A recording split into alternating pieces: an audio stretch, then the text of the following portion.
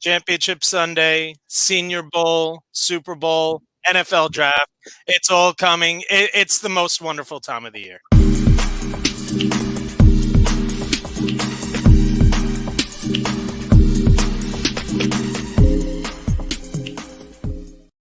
All right, welcome into a new episode of the Zero Technique Football Podcast. I'm your co-host, Ryan Stern. Joined with me, as always, Derek Mountain, and we are thrilled to be joined by a friend of the show, John Laub. You can find him everywhere, basically. Football Diehards, NFL Draft Bible, so many other places. John, welcome back. Hey, thank you. I don't know if that's a compliment or I just have no life. So hey, you're a wanted man. You're a wanted man. Okay, I look at it that way, my friend. All right. So we'll jump right into. So John and I have been, we've been talking NFL draft, and it's got to be 6-7 years now that we've been doing stuff together. I've owned the house that I'm currently in for 6 years, and you were like one of the first gentlemen who reached out to me that first fall or spring. So yeah, it's been 6 years, my friend. Wow. Unbelievable. So this weekend we have the Senior Bowl, and I've seen actually a lot more bigger names coming through saying that I want to be a part of this. Obviously, I think the whole COVID situation has a big thing to do with it because scouts haven't been able to get to these games. They're not going to be able to have private workouts. How important is the Senior Bowl going to be to these players and to these scouts this weekend? This year, it's everything, Ryan. Yeah. I've been doing, this will be my 8th year doing my scholar scouting profiles on footballdiehards.com. I've watched the Senior Bowl for years. My dad and I used to watch it, a cold day in January between the Super Bowl, and we would just hang out and watch it. But this year with the Combine not occurring in Indianapolis, there's different rumors. Well, they have 8 places, 12 places. They're going to probably do it regionally, right? Much smaller. So it's going to be different. No matter what, we're looking at a difference. So from my vantage point, I've never seen so much buzz about the Senior Bowl in the media, on Twitter, on the radio. It seems to be everywhere. Now, I think certain events have occurred. One, the Combine's canceled. Right. I think it's built momentum every year, the Senior Bowl in the last 8. But now it's just with no Combine. It's exploded, and I think, you know what? I give Jim Nagy credit down there. I think this is his 2nd year running it. I forget exactly.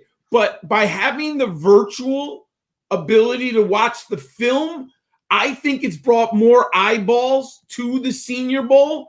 And then you have players. I mean, when Devonta Smith, Najee Harris, Mac Jones. I mean, I'm naming 3 Alabama guys, but they're so popular, right? First-round picks, most likely. I mean, I think Mac Jones is going on the first round. Some people don't, but I think he's going to go in the first round. Well, we have more interest in the Senior Bowl than I can remember in my lifetime, specifically the last 8 years. Because when I think the 2nd year I did this, David Johnson out of Northern Iowa. And I remember watching him and was really impressed with the practice. And then he scored a touchdown in the first quarter of the actual game. And believe me, the practices I value more than the game itself. But that's the first time when I really was like, hey, this young man can play in the NFL. So, and now it's like, oh my God, I go through my Twitter. Woo, Senior Bowl, Senior Bowl, Senior. I mean, 8 years ago, that did not happen.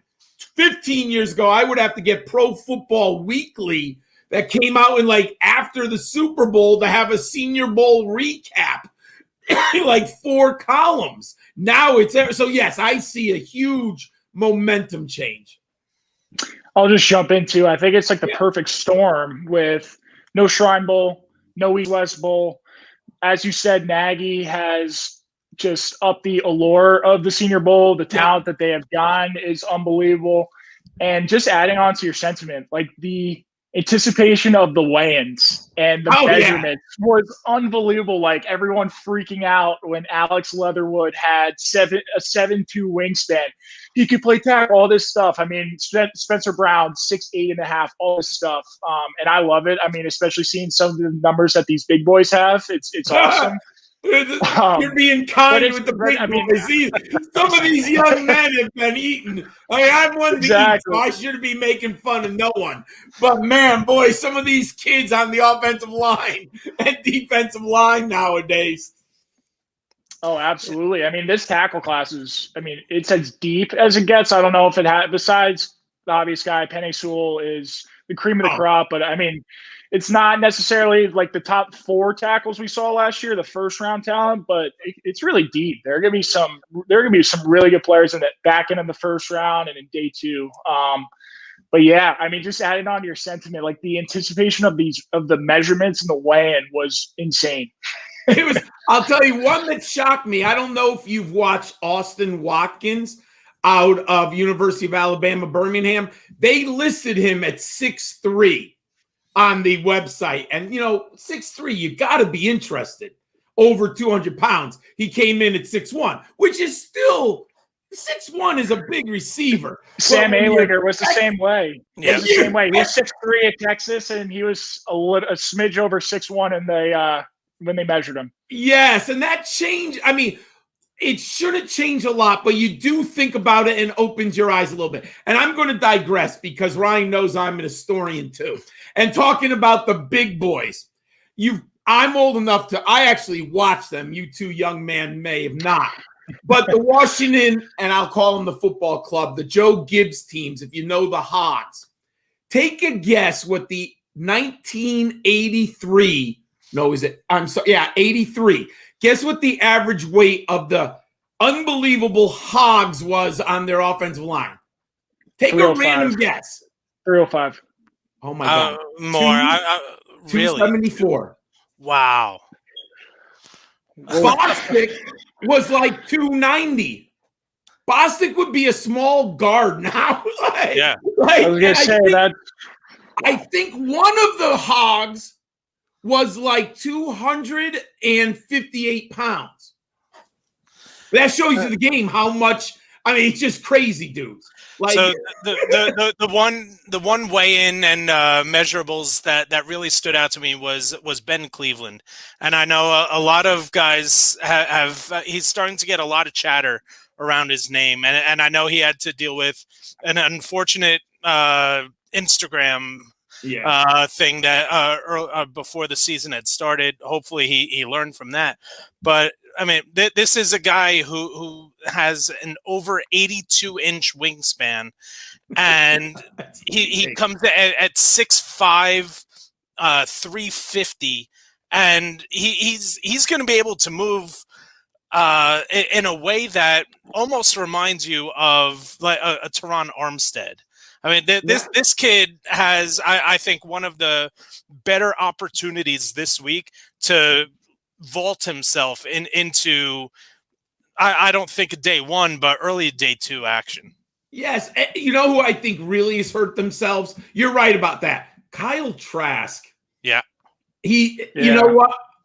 Seeing some of the videos today, watching Mac Jones, having watched a lot of Mac Jones, and this is not recency bias. I've had Mac Jones at 5 and Trask at 6 for a month now. I've liked Mac Jones better, but I think there's no question now that Mac Jones is going ahead of Kyle Trask. Seeing what Mac Jones is doing on the field, and here's where, and I love numbers. Ryan follows me. I'm assuming Derek, I don't know you as well, but I like numbers. The bottom line is the NFL team does value winners, and we can argue what a winner is, but NFL organizations are going to label Mac Jones a winner. And now that what he's doing at the Senior Bowl, and you start to see how well he throws the football, he's going in the first round, folks. Yeah, it does, and it's all about the position. It is. It's quarterback. Right. You can say all you want about what he's done in the past, and it wasn't until just before opening day that he was even named starter of Alabama. It seemed like he had to win the job going into it. and now all of a sudden he's vaulted himself up. And is he going to wow you with physical skills? No, but the kid knows what it takes to win football games, and that's going to mean a lot to, like you said, it's going to mean a lot to some of these teams. I find it difficult to believe he drops below number 19 to Washington. You know, that's it, because I don't. Okay, so what's Pittsburgh? I haven't looked that. Do you know what number? What's Pittsburgh, like 23? 22, I believe. See, so I think he won't fall past Pittsburgh. Yeah. So you're right. Maybe Washington takes him before, but I agree with that. And you know what's interesting? Ron Rivera could bring him in and just say, young man, our defense is nasty. Yep. Our front seven is nasty. I don't need you to do a lot here. What I need you to do is make 5 plays a game, get the ball to McLaurin, and hand that ball off, young man, and we're going to win some games.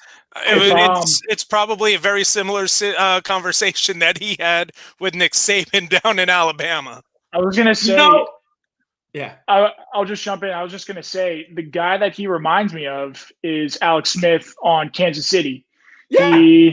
He's not as athletic necessarily, but I think agree. his playing style, what he'll have to be in the NFL, he's going to have to cater towards. He's going to have to rely on his skill guys. He's going to have to manage the game a little bit more. And I think Washington, as you said, he's going to be in the perfect situation to do that. He can be groomed with Antonio Gibson, Terry McLaurin. They bring in another piece into the equation, and you got something there. And Logan and maybe Thomas. he learns from Alex Smith for a year. Yes. And I'll say this. Remember, Roethlisberger won a Super Bowl as a rookie with almost the same formula. Yep. Defense was nasty. That Steelers defense was nasty. He had Jerome Bettis, and basically they said, Ben, all you got to do is make 5 plays a game. Don't turn the ball over, make 5 plays a game. Now, interesting. The Alex Smith is interesting. I don't think he's as athletically gifted. I agree with that. But I'll say this. I think he throws a better deep ball than Alex Smith. And I do think he has a little bit more chutzpah. My biggest problem, and Smith's a winner.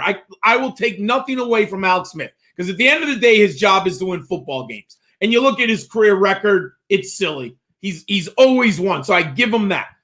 But I've always felt he doesn't throw the ball down the field with enough, right? It's just not there. He'll dump it off. I think Matt Jones has that gene. He'll force the ball deep at times. I think that's one of the differences between the two. But I think it's a good analogy. All right. So we're gonna look. Now we'll look a little ahead to the actual draft.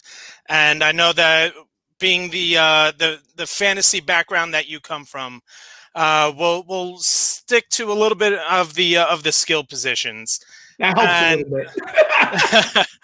And I think with running backs, it's pretty easy to say we know who the 2 that are going to go at the top in the first round, probably towards the back end of the first round. With the wide receivers, we know who those first 3 are going to be. The most interesting to me is going to be these quarterbacks. We have Trevor Lawrence at number 1, and then everybody has a different 2 through 6. What are you looking at right now with your 2 through 6, and do you see any way that 4 can go in the top 10? I predict 3 in the top 6. So 4 in the top 10. It's not, but that would include a trade up, I think. Right. So if the trade up occurs, I will agree with you. And I'm going to do this. You're the first 2, Derek and Ryan. I finished it last night. No one has seen my top 12. But you are going to – I'll give you guys the first. Not even football diehards, no one. Oh, I think this calls for a –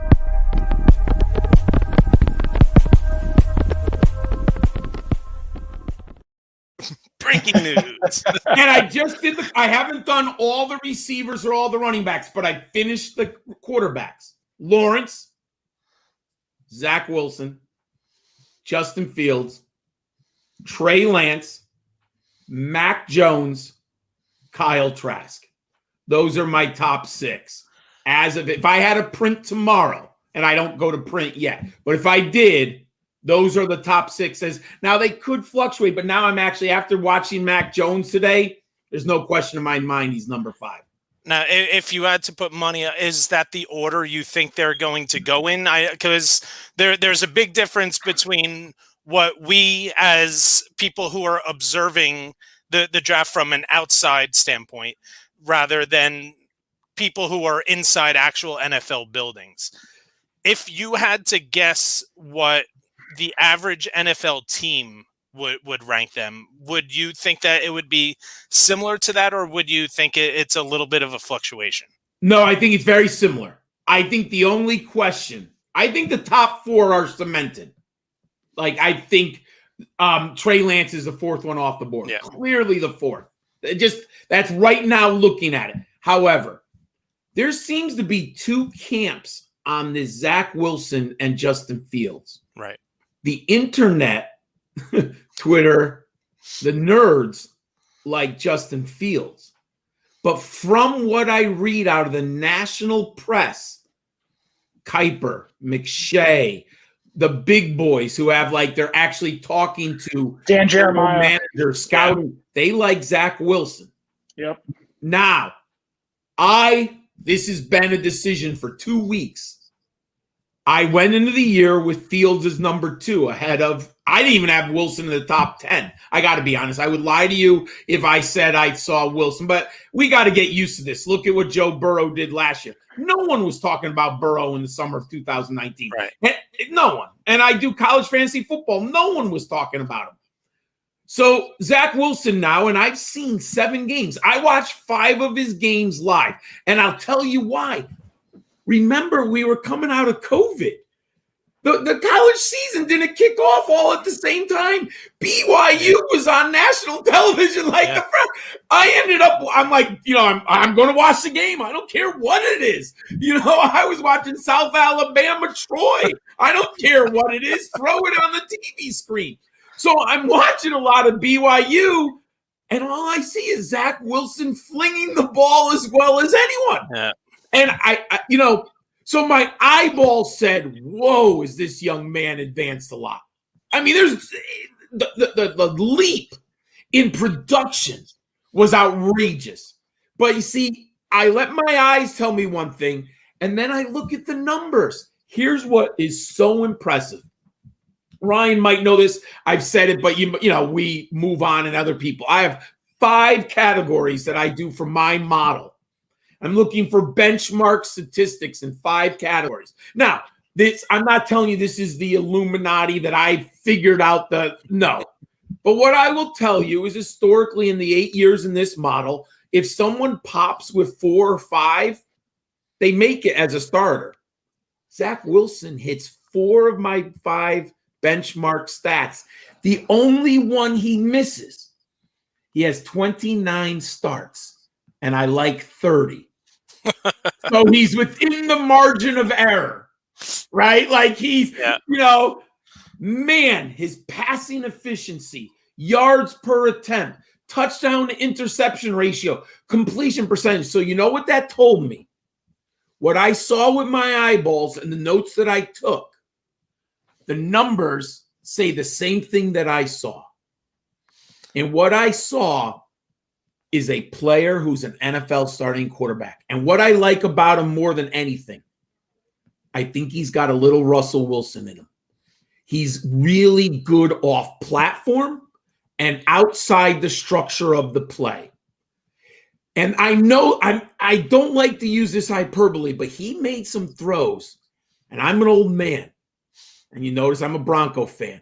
He makes Elway-esque throws. If you watch some of the tape, he rolls right and throws back left 30 yards down the field. I mean, some of his throws, and what I like, he gets back on platform. He has great feet. And I learned this from Bill Walsh. If you read his book, I forget something about quarterbacking, right? And Bill Walsh, he said, how do you identify quarterbacks? How did you get Montana? And if you remember, he used to be with Greg Cook. If you don't know the story of Greg Cook, everyone, look it up on the internet. Rookie of the year, but then he gets injured and he never becomes something with the Bengals. And they ask him, Bill, how did you find them? He goes, look at the feet. look at the feet. And as I get older, and the more I've watched Drew Brees and Russell Wilson, so I really think Zach Wilson has Drew Brees and Russell Wilson traits in him. His feet are outstanding. He is able to roll, get off script, and then he gets planted again. He's really good. He has all things that I like. Go ahead, Ryan. And the thing that really stands out to me about him is that he did all of that without the surrounding talent that Mac Jones had at Alabama, that Justin Fields had at Ohio State. If he was the quarterback of either one of those two teams, we're talking about him potentially up there at number one with Trevor Lawrence. Yeah, I mean, now I'm a little worried. He's listed at 6'3", 210. I mean, look, if he's 6'1", I'm not going to say he's not an NFL quarterback. I don't think, now, this is where, like, illusions, right? He doesn't look 6'3" and 210. Neither did Justin Fields. No, Justin Fields holds his weight extremely, yeah. But I do, okay, so let's see what they weigh. Like, right. Trevor Lawrence looks 6'5", 220. Right? He's that Andrew Luck, Cam Newton. Yeah. Like, you can just tell, man, he's just bigger than almost everyone else on the field. Let's see now, I've seen too much of Drew Brees and Russell Wilson to ever hold 6'1" against the play, even 6 feet. But I think Zach Wilson has those special traits. But I'll say this. You need to devise an offense around his skill set. Don't let him sit in the pocket. He's a perfect Shanahan quarterback. Don't tell Shanahan. But Shanahan's smarter than me. 49ers have to want to get Zach Wilson. Oh, absolutely. Dude, he's perfect for that scheme. Yeah. The bootlegs, the rollouts, throwing on the run to Deebo Samuel, George Kittle, and Brandon Ayuk. I mean, he could literally hit Ayuk 60 yards down the field while running. I mean, like, look, he's the perfect Shanahan guy because he's got the feet. He's got the feet that Shanahan likes. John, once again, you knock it out of the park every time you come on. Let our listeners, our viewers know where they can find you on Twitter and where they can find your work. Thanks, my friend. Right there below me, Gridiron Skull 91. I couldn't afford the A and the R at the time, so it's Gridiron Skull 91. My written profiles are on footballdiehards.com, but I'm still working on them. I don't rush. I'm a full-time teacher with the family, kids, but I do them well. They come out starting in February, so there'll be all the written profiles there. And then I now have videos that I'm working on called the Draft Seminar on NFLDraftBible.com. You can check all those out, my friends. And what exciting news that you guys just announced earlier this week with the teaming up with Sports Illustrated. So congratulations with that. Thank you very much. I feel very lucky to be with such a great team. Speaking of that team, I know Rick has a lot to do with the NFL PA Bowl. Yes. Is that going to be going on this year, or is that a casualty? Do we know? I think that's a casualty because, my partner and I have not talked about doing anything for that. So I have a feeling that's a casualty too. Well, next time you talk to Rick, tell him I said hi. He's such a great dude. He is a great guy. All right, John. We'll talk soon. All right. Be well. Peace out, my friend. Thank you. Nice meeting you, Derek. Yep. All right. There's no one else that comes on that brings it like John. As always, thank you for coming on. Make sure that you're following him on Twitter at Gridiron Skull. So much, especially if you're an NFL draft. Or a college football fan, college fantasy. If you're interested in getting into college fantasy football, he's the guy you want to follow, because I had no idea that college fantasy football was a thing before I had talked to John. And the first year I played, I won a championship. So he's the best. So once again, John, thank you for coming on. Derek, we had an exciting weekend this past weekend. Championship Sunday. We now have the Super Bowl matchup with Tampa Bay being the first team ever to play a Super Bowl in their home stadium. They take down Green Bay and the Kansas City Chiefs. Make me look silly. I did not think it was going to be that easy. And it's funny because, what was it? Buffalo scored the first 9 and the last 9. 9-0. Yeah. First 9 and the last 9, and it wasn't even close. It's unbelievable. Yeah, they really are the Golden State Warriors of football. I've never seen a team like them be able to turn it on and turn it off whenever they want. I haven't. And so the first game of the weekend was Tampa Bay going up to Green Bay, up in Lambeau Field, and what a game we had for 58 minutes, and what an absolute you-know-what show for the last 2 minutes and change of that game. Just totally changed your viewpoint on how that game was played. Yeah, it's tough. Like, I don't want to jump to conclusions and reflect bad. It reflected poorly on Matt LaFleur, but he's an awesome coach. His win percentage through 2 seasons, I think, ranks up there among the top 5 coaches of all time. And he obviously he was the perfect solution to resurge Aaron Rodgers. He's going to be the MVP. And then you come down to that situation. You have the MVP. You have the best receiver. You take the ball out of their hands. And, there's been this huge analytics movement to be more aggressive on 4th down and just take away the circumstance. Being down 8 with 2 minutes to go, 3 timeouts, they had the 2-minute warning, all that stuff. The reason you go for it in that situation, you're inside the 10 there. They're at the 8. Say they don't even score. They're going to be at the 8 or in front of the 8. Tom Brady and the Buccaneers are going to have to start inside the 10. You have your 3 timeouts. You have the 2-minute warning. So hopefully you only have to use 2 of your timeouts. You use the 2-minute warning. You still have a timeout left, and you're going to get the ball back on the 40 or 50. You give the ball back to Tom Brady on the 20, and you hope for a 3 and out. You're not even going to get good field position. You lose your timeouts.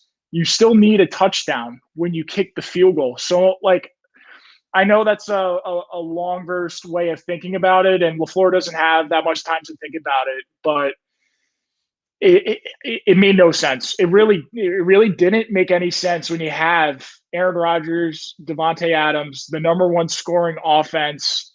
You got to rest on your laurels in that situation. You're an offensive-driven team. It got you there. You can't let Tampa dictate the game like that. You can't give Tom Brady the ball back. It was just – I hated the decision. I didn't understand his rationale at all.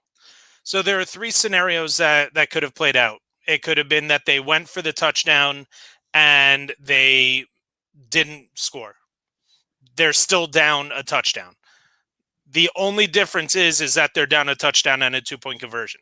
Exactly. Another scenario is they score a touchdown, miss the 2-point conversion.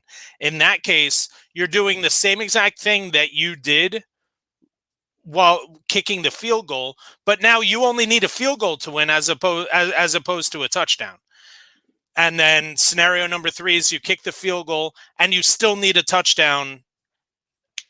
And to be honest, doing that, you're kicking the field goal, and with how much time there actually was, Tampa Bay should have been able to take the kickoff down to the 2-minute warning. What Mickens was doing, sliding at 2:02, it gave Green Bay an extra timeout that they shouldn't have had. So I was thinking about that too. I didn't understand the clock management move that Arians obviously coached them up to do that, but I guess it gave them room to pass on 1st down, which they did. They got 8 yards, and then the next play, the Packers committed a intentional offsides, and Tampa Bay took it, which I don't know why you would take it in that situation. You want to be in 2nd and 2. You have a much greater chance of getting a 1st down in 2nd and 2 than 1st and 10. So just I don't know, because this is something that I've actually done in Madden. If a team continues to decline it, what would happen if Green Bay just kept going offsides? Because I know when you do it in Madden, if you do it like 3 or 4 times, they kick you out of the game. They say, "All right, no more. That's intentional." But they're not going to kick you out of the game. You could just continue to go offside. So maybe that's why you take it, because eventually they're gonna have to take one. Yeah, and you want them to burn all their timeouts. So Right. even in a 1st and 10, they're automatically going to use all 3. So that does make some sense. But yeah, those were 3 straight decisions. I mean, the first one being the 4th down that I just did not understand, but 3 questionable calls at that. And just going off that, I think the Packers lost that game a lot more than the Bucs won it. Oh, Credit to the Bucs. I mean, their defense played great, and I think they won that game flat out. I think Brady made some big time throws, but he had the 3 interceptions. They ran the ball enough. But the Packers, I mean, they have to convert on those turnovers. They had 7 points off those 3 picks. That's not good enough. They closed the gap, which just never should have existed. They completely botched the end of the first half. Yeah. Then you come out in the second half, Aaron Jones fumbles right away. I mean, it was just a nightmare scenario for the Packers. They closed the gap, but they couldn't convert when they needed to. So 2 things. One, I don't know if you saw this 10 years ago when the Giants played the Packers in the NFC divisional round. Eli Manning hits Hakeem Nicks on the last play of the first half to give the Giants a 20-10 lead. And that was a 37-yard touchdown. Oh. Here, 10 years later, a 39-yard touchdown gives the Buccaneers a 21-10. The similarities were just so mind-blowing of what had happened to Green Bay. And then the thing that we're not we talked about the decision that LaFleur made on the 4th down. Okay, whatever. They still had a chance to get the ball back. They're sitting there with 3rd and 9, and I mean, this play is going to go down almost in the same lore as the non-pass interference call between the Rams and the Saints. And this one was called when they hadn't been calling anything all freaking game. They had let them play. And was it a hold? Yeah. We saw the undershirt being tugged, but I mean that was an NBA style flop. I mean that was LeBron-esque right there. They also called a pass interference, which it wasn't. It was holding. It was As you said, it wasn't catchable. So if we're going to go down that route, it was not DPI, but it was absolutely holding. They didn't even get that right. And then as we just talked about, the end of the first half, what set that up, Sean Murphy Bunting's interception was – I mean, if you're going to call that hold, Murphy Bunting was absolutely holding. I mean, the Bucs were getting away with a lot. And, yeah, I mean – they made the right call, sure. They didn't make the right call, but I mean, it was a hold. They called DPI, whatever, semantics. Not consistent. I mean, it's a shame that you're seeing these pivotal moments that change games. And the Murphy Bunting interception, for example, it was an inexcusable call by Mike Penn to go and cover one robber with 6 seconds left with no timeouts. I don't know why you're putting more defenders in the middle of the field.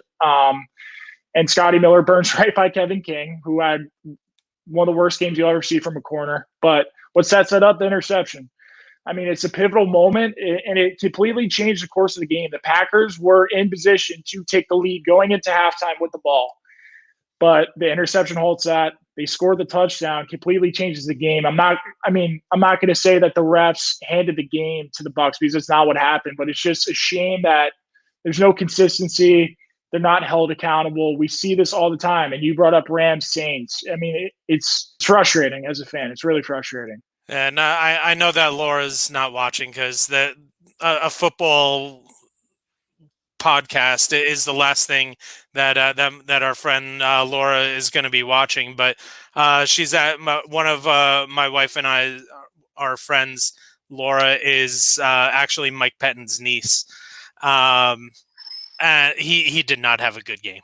No, That was a pretty poor effort by the and granted, yes, they got the 3 interceptions in the second half.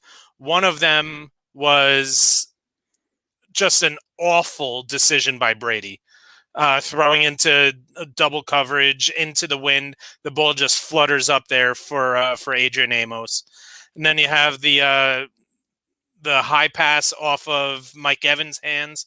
And then the blitz, where again another awful decision by Brady, where he just chucks it up to the wind, and Mike Evans has no. So all 3 were intended for Mike Evans. 2 of them, the first 2, Mike Evans could have done a better job of helping avoid the interception, but that third one, I mean, I've never seen Tom Brady make that decision in my life. I was going to say, I've never seen him. So that was all on Fournette. He completely missed on the blitz pickup. Brady's got to correct him and throw it away. And I mean, that is a Tom Brady play. You throw it away, you throw it underneath him where only Evans can get it. You never see him miss high like that and just throw it up for grabs like a punt.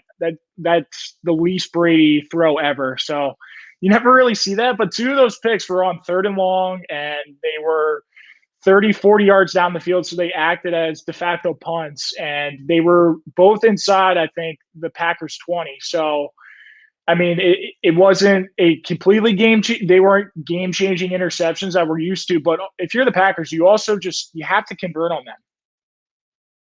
You're muted. Yeah. I believe Green Bay. I believe Green Bay only scored 7 points off of those 3 interceptions. Yeah.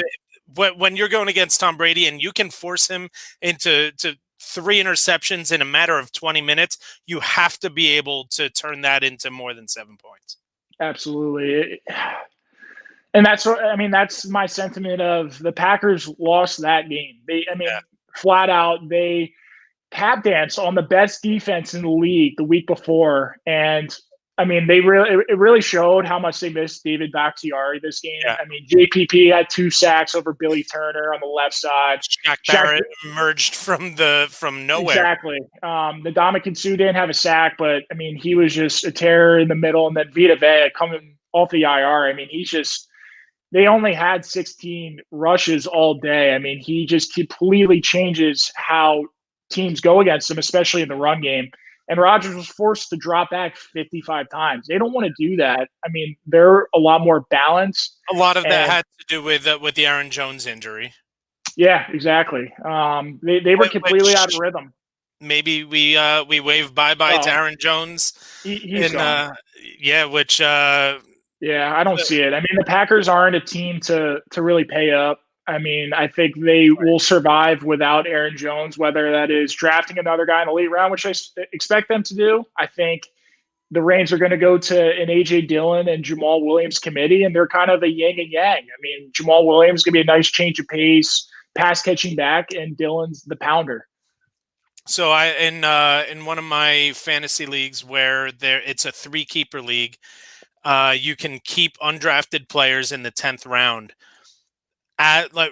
Going into week 16, I actually picked up A.J. Dillon with the expectation that there was a good chance that Aaron Jones would not be re-signed. And I mean, this is now the second year in a row that Aaron Jones has been in a season-ending game has been invisible.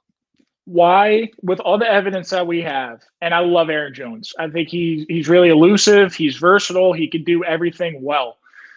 With all the evidence we have, why would they put money in that position when they have other capable guys? They spent the second round capital on A.J. Dillon, and towards the end of the year, we saw them have confidence in him, and they surprisingly were actually using him. They were targeting him a couple times a game, which he never did at Boston College. Yeah, I mean, exactly. You spend a second round pick on A.J. Dillon, you're not going to expect him to be the third guy all the time, like forever. There's not much of a drop off when Jamal Williams comes in the game.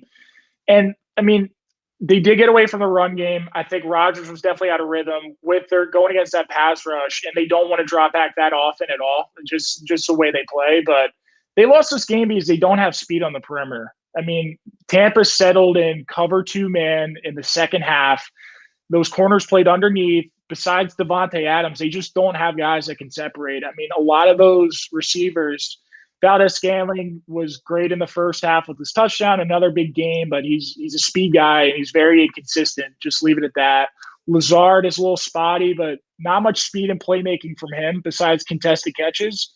They just don't have speed. They don't have guys that can really separate at the line of scrimmage. Any guys that really scare you when they get pressed besides Devontae Adams. And they didn't address it. Again, I mean, it was an issue that everyone talked about before the year. And it came back to bite them again. So it'll be interesting to see if they decide to actually appease Aaron Rodgers and go after please a skill position.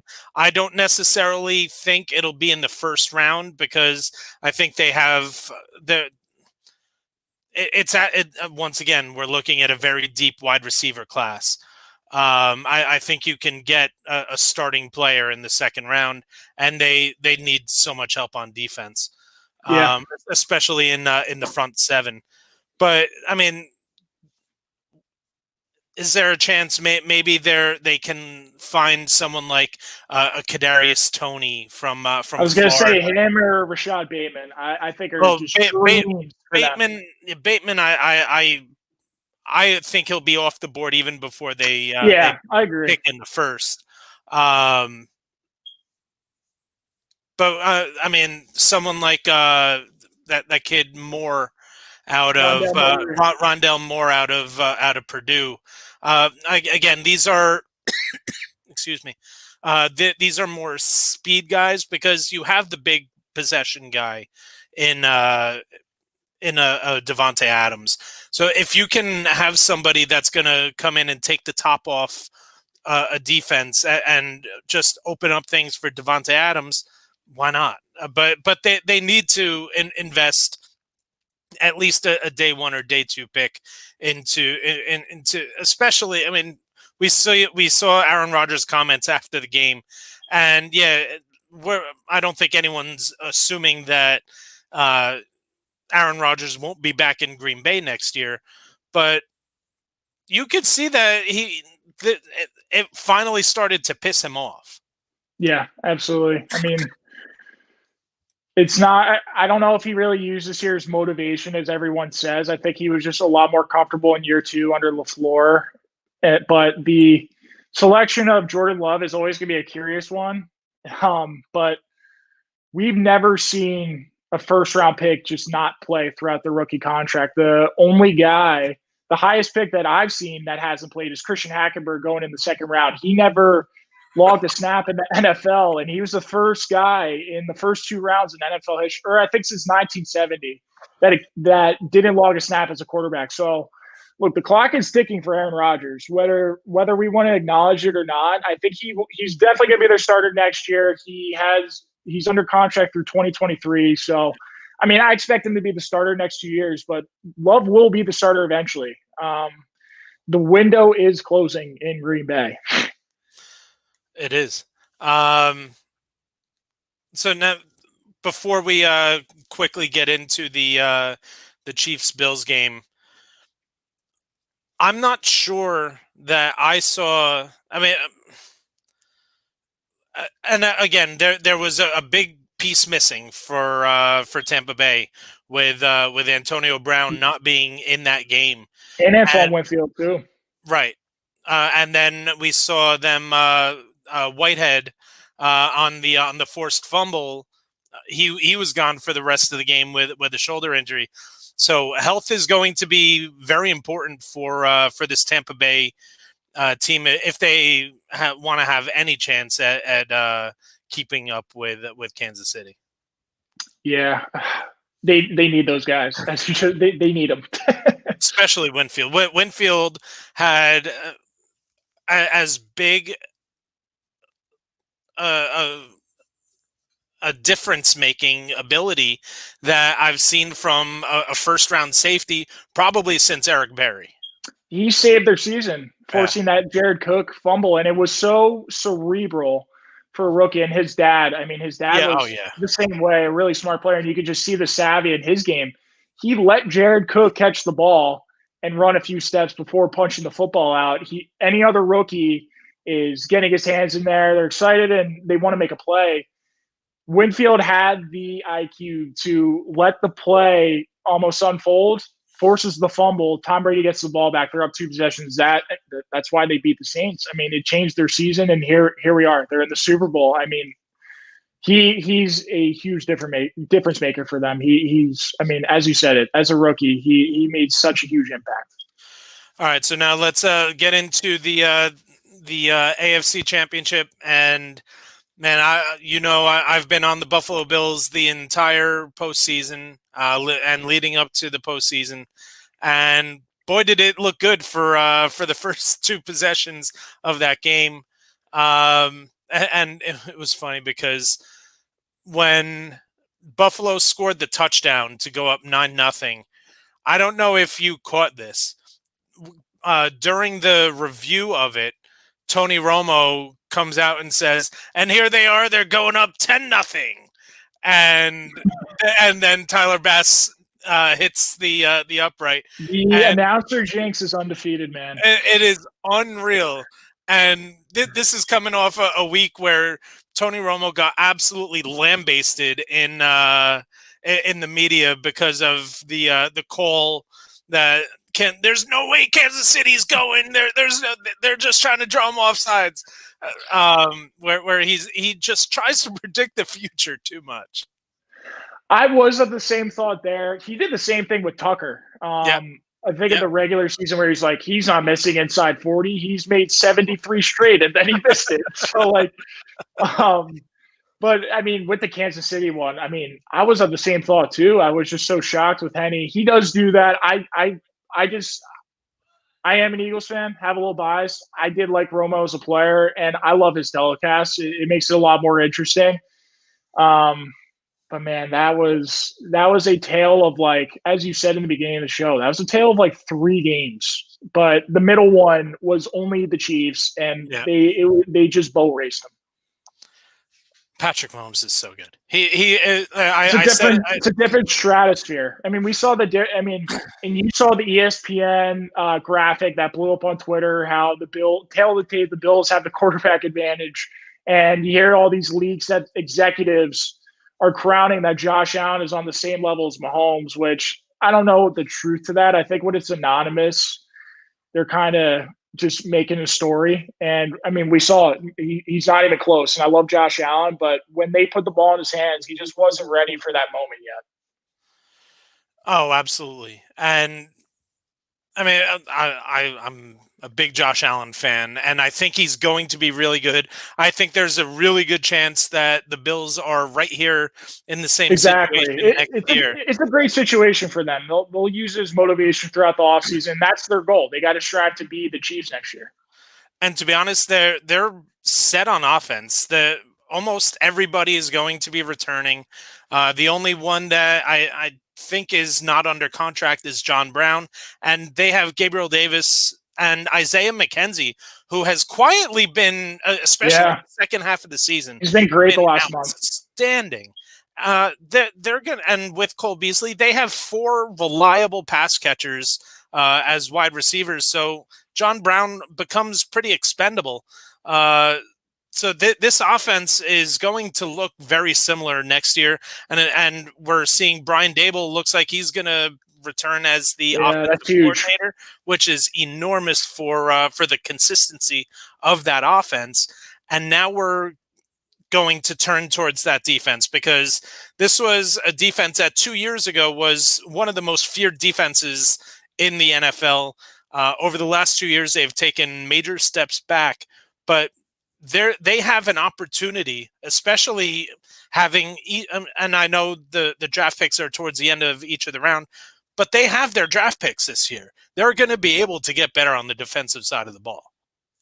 Yeah, when I look at that defense, it's a lot. It's kind of the sum of their parts makes that defense. They Right. don't necessarily have a superstar, and I think Trey White is borderline a top 5 corner Yep. in the game. He relies a lot on their zone scheme, and it's a schematically sound defense. It's really well coached, but when I look at the D-line specifically, they don't have any game records. They don't have anybody that puts fear into you, especially when I look at the Chiefs even.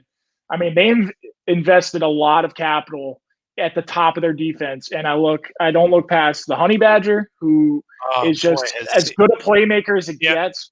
Chris Jones, who I think has a tendency to turn it on and off, and in the playoffs, he turns it on, and he is always making a play. And then Frank Clark, he's the exact same way, where he's always in the backfield in the playoffs. They spent a lot to get him. They trade a first-round pick and then paid him to get him. And I think a lot of Chiefs fans have been disappointed by the production, but then when the postseason comes, he's making plays. And I look on Buffalo's front, it's Jerry Hughes is a really nice player. Mario Addison's a good complementary piece.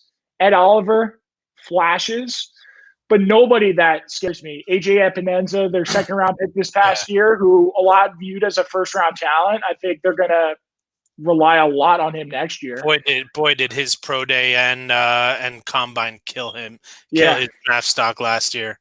He's his first-round tape. First-round tape comes in overweight and slow. Yeah, so I mean, they're going to have to rely on him next year, and they need a double-digit sack guy to come in there, and even if they're not a double-digit sack guy, they need someone like you look at the Bucs game. JPP and Shaquille Barrett just changed the course of that game. If you're not going to be sound in the secondary, and it's hard to be, but they have guys like Poyer, Micah Hyde back there. It's a nice group, but I wouldn't call them dynamic. I wouldn't call them superior and unbelievable talent back there. They have to just have more playmaking up front, especially if you're going to beat the Chiefs. You just have to. And then there's one person that does not get enough talk with this resurgence of the Chiefs defense, and that's Steve Spagnuolo. He just knows how to coach defense in big games. He's so good in the playoffs. He's such a good week-to-week guy. Yeah.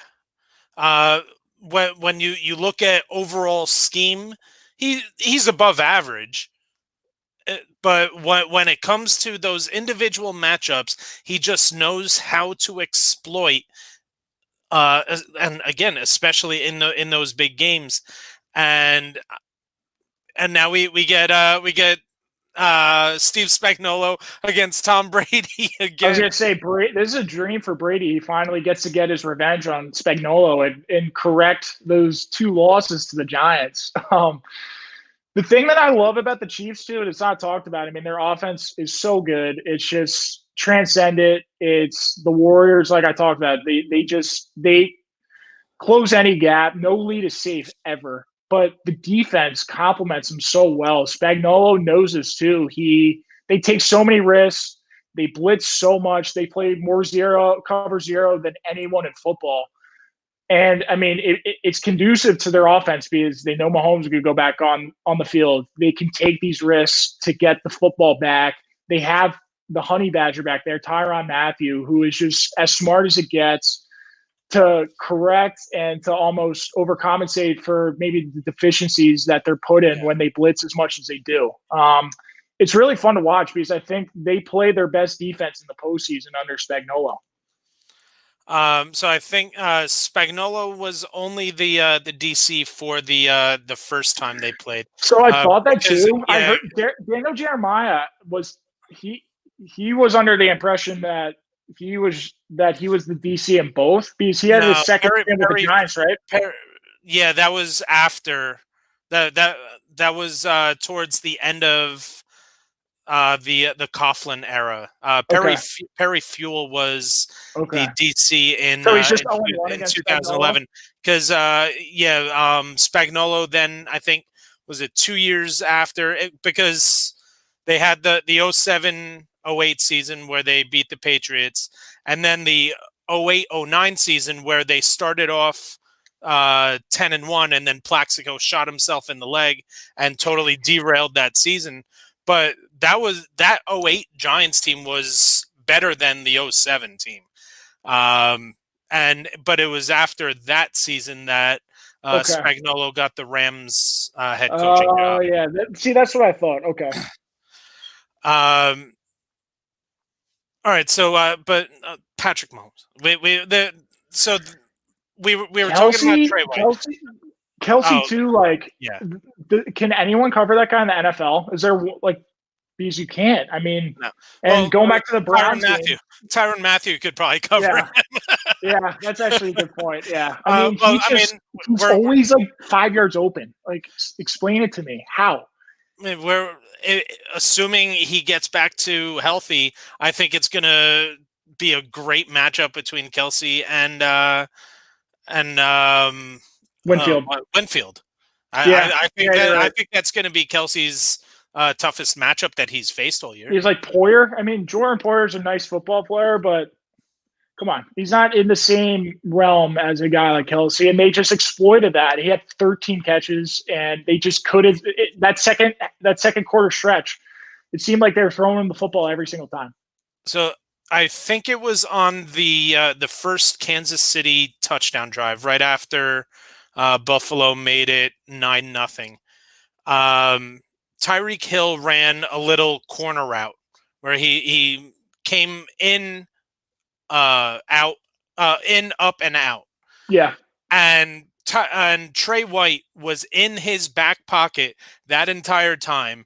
And the ball was, you couldn't have, they say you couldn't have placed it on a tee better. I mean, that ball had the absolute perfect location.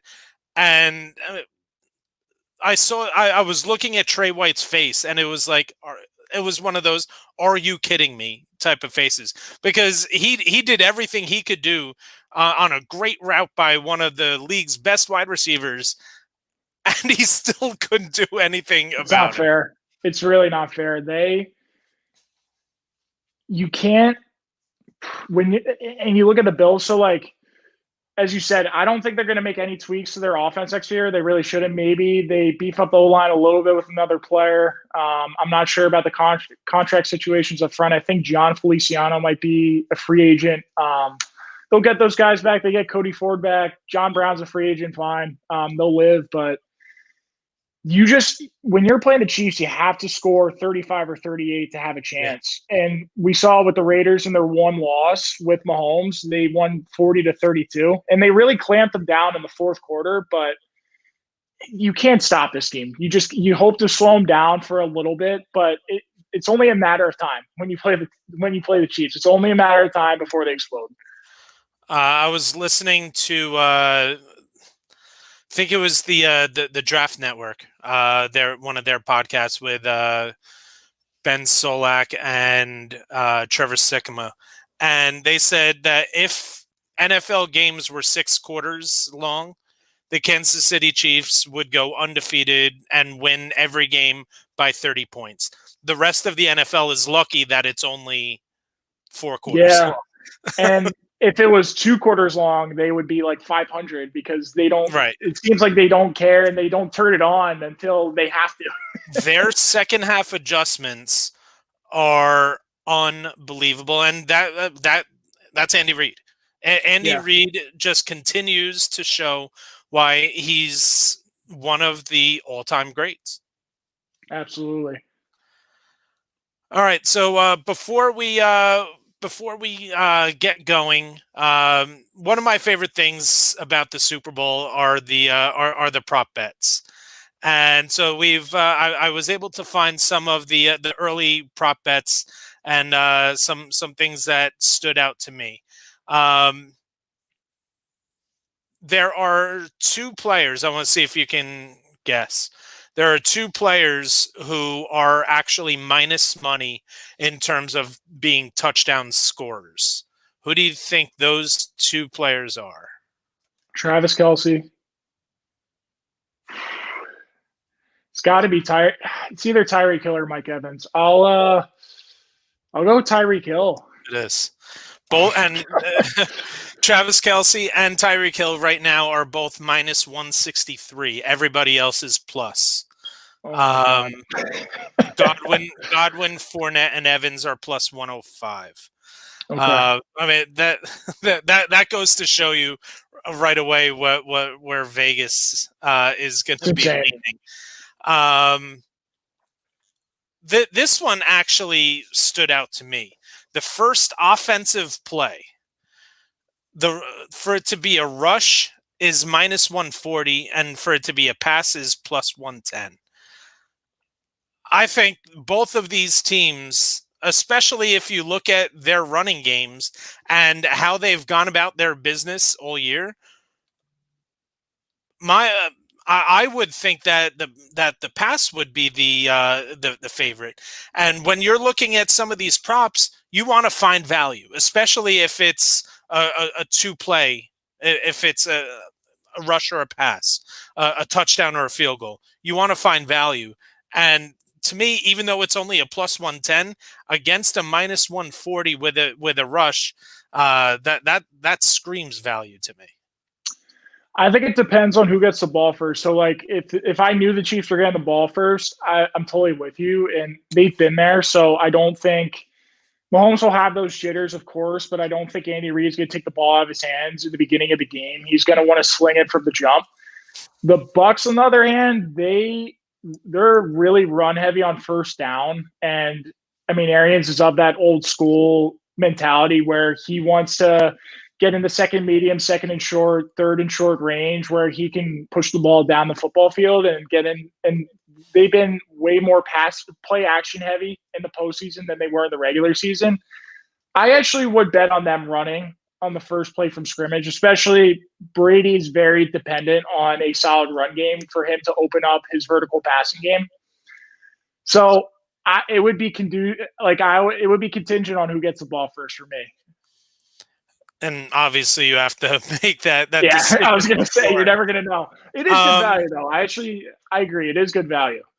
All right, so one of my favorites is the national anthem, and right now it's set at 2 minutes. The biggest question for me, and who's singing it? It's Eric Church, country singer. Yeah. Okay. I'm not expecting very many runs in the voice like you hear sometimes. Not in a country singer. Yeah, not in a country singer. And to be honest, the under has actually come in 4 years in a row. I was gonna say, so it's always like 210, 205, like the line, and it's never close. I feel like it always it was Demi in the Lovato 140s. last year. I was gonna say it's like 145. I had read that she was sick, that she wasn't feeling well. So I'm like, oh my God, there's no way that she's going over because she's not going to be able to hold any of these Think notes. about the analysis that you're doing right now. I love this. The Super Bowl, I get into that. So 2 minutes always, it's never 2 minutes. And I've only kept track of this and that makes sense. So probably the last 3 or 4 years, it makes sense. It never seems to come close to the over.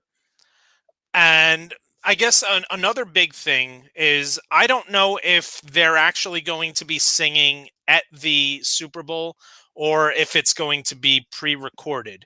If it's going to be pre-recorded, that's an even bigger slam on the under because you're not going to have and of it we're going to see 40% capacity at Raymond James Stadium.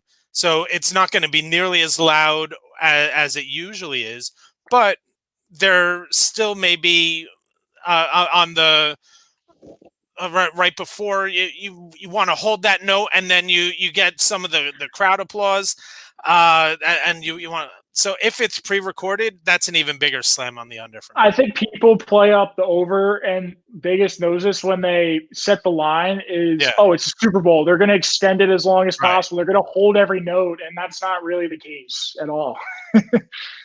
This is the hard-hitting discussion that you come to the Zero Tech for. And And then so what I actually do, and unfortunately I don't think we're going to be doing it this year. So I actually take my 10 favorite prop bets, and I put them on a sheet.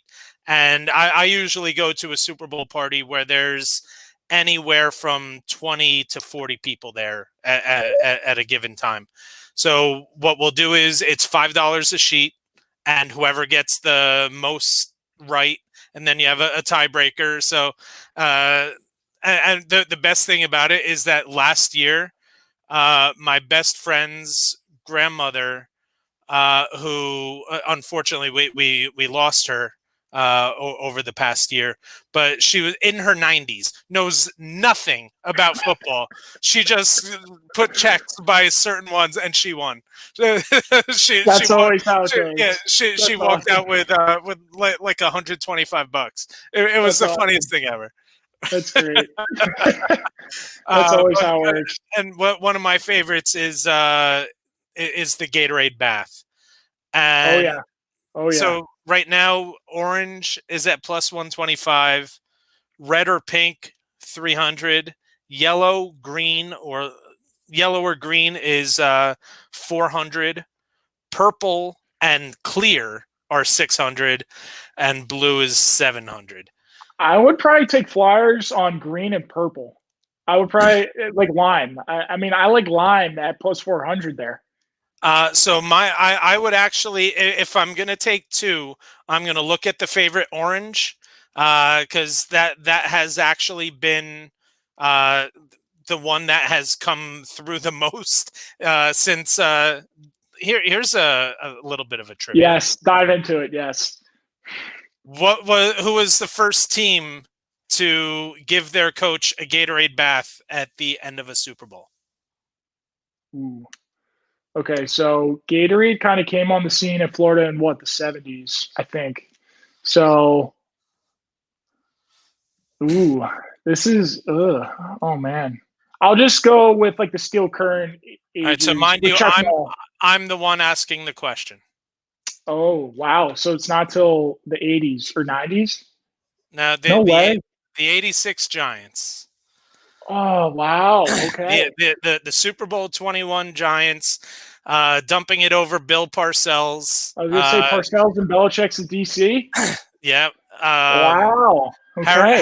Harry Carson was the one that late. So Harry Carson actually, because Parcells was looking around for it, you could see that. So Harry Carson took one of the security guards' jackets, and he put the jacket on over him, and then he grabbed the bucket and was able to dump it on Parcells, who was not ready for it. So, and they actually got him twice. The first one was orange Gatorade, and the second one was the water bucket.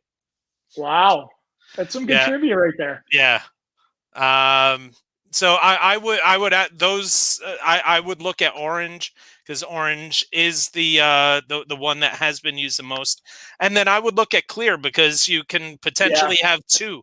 You can have a clear Gatorade, or you could have water. So those would Double be dip. where I'm absolutely. All right, so that's going to do it for the Zero Tech for this week. Next week we'll dive into breaking down Super Bowl 55. This is again the most wonderful time of the year. We've got one more. We've got the Senior Bowl coming up this week, which again, if you can find, so I know they're actually doing great coverage on the actual Reese's Senior Bowl page. They've done a great job of posting content there, especially all of the height, weight, wingspan, arm length of all these guys. So check out all of the stuff that's out there on Twitter.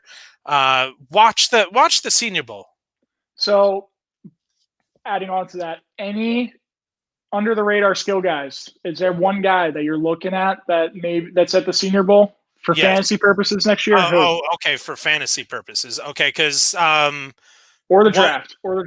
Yeah, so for the draft, Divine Diablo, the defensive back from Virginia Tech. Mm-hmm. He's somebody that I think has a great chance at having a really good week this week, and bringing up his status. Another one that I like, and again, you can call me biased. I don't care. Ben Skoranek. You thought I was going to say Ian Book, didn't you? I did. I was about to. No, Ben Skoranek. Because I think he's got the size and speed that you want from a wide receiver in the NFL. He just didn't play in a system that allowed him to shine. Mm-hmm. It was they had 3 running backs that you could rely on at Notre Dame, plus Ian Book, who was able to run enough. They didn't ask Book to throw the ball enough for Skoranek to actually pile up the stats. But you look, there were games where they said, okay, Ben, we're going to utilize you, and you're going to be the one to lead us to victory. And he was able to take the team on his shoulders. So Ben Skoranek is going to be one that I'm looking at this week. How about you?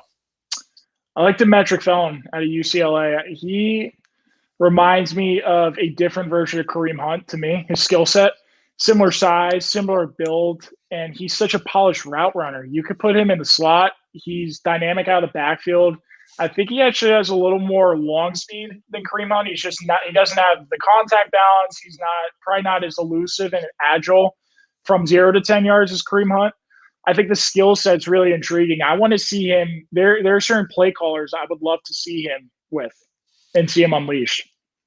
And if my memory serves me right, I know Devonta Smith is there, but I don't think he's actually going to be playing, right? He's got his shoulder injury. Yeah. Yeah, and the finger that. So I think he's going to be for the interview stuff.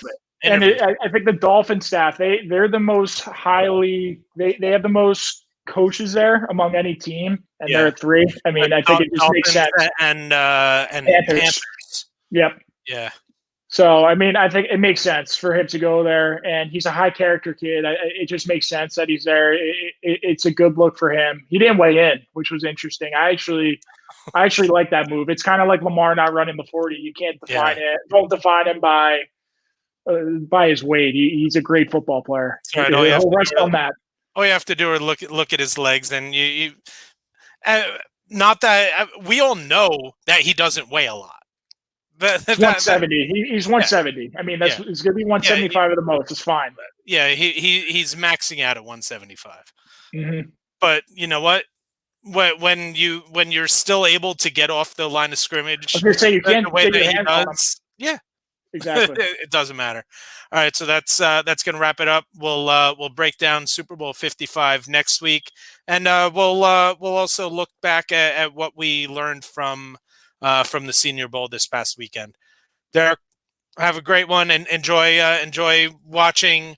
Really, the last this is probably the last bit of college football that we're going to have on tape. I don't know if they're going to be able to televise any regional combine stuff. Everything's just so unknown. But this may be the last time that we see some of these draft prospects working out for us. So let's have fun watching that this weekend, and we'll do this again next week where we're breaking down the Super Bowl. We're here already, and more prop bets. More prop bets. That's right. The hard hitting coverage. All right. We'll talk to you next week. Be well, Derek. You as well.